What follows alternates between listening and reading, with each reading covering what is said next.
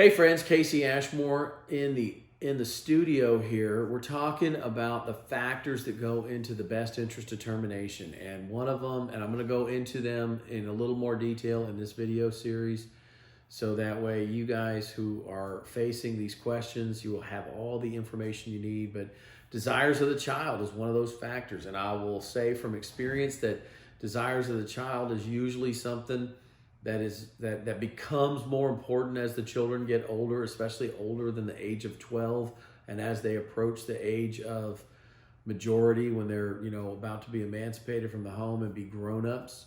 But the desires of the child can be a factor, and when the children are young, the court can hear from them through a few vehicles. More often than not, the court will bring in experts, an attorney, to represent the children in some capacity. Both parents will have to split the cost of that attorney, and that attorney will establish a relationship with the kiddos or kiddo, and then make a report to the court about what the findings may or may not be with regard to the child. So that's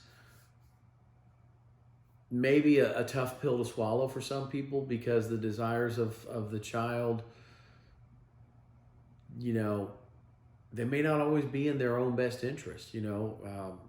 Sometimes there can be other factors at play, and heartstrings at play, manipulation at play, and it's the court's job to make sure that none of that's going on.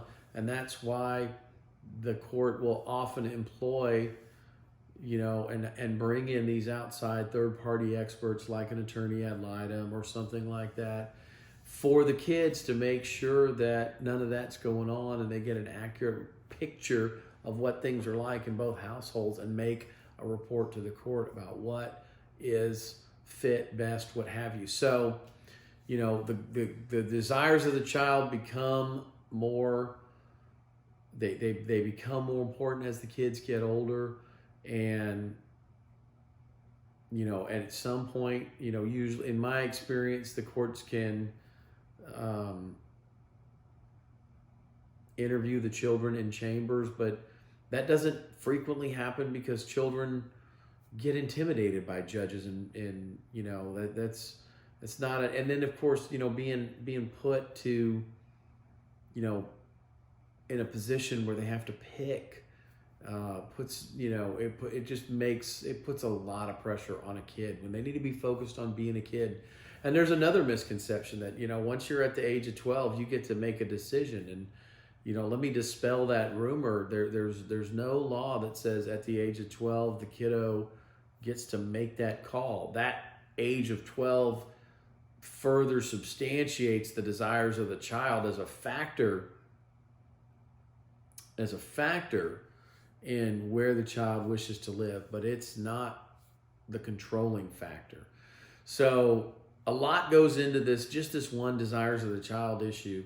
I'm going to go through all of these, best interest factors, so that way when you're, and gosh, I hope you're never facing this custody situation, but if you are, that you have all the information you need to dispel any anxiety or uncertainty about the best interest, how it relates to your child, what those best interest factors are, how they're defined, and how the court's going to interpret those. Anyway, thanks so much for watching. Hope you like the new format, a little less formal, and more to come on the best interest factors from the studio next.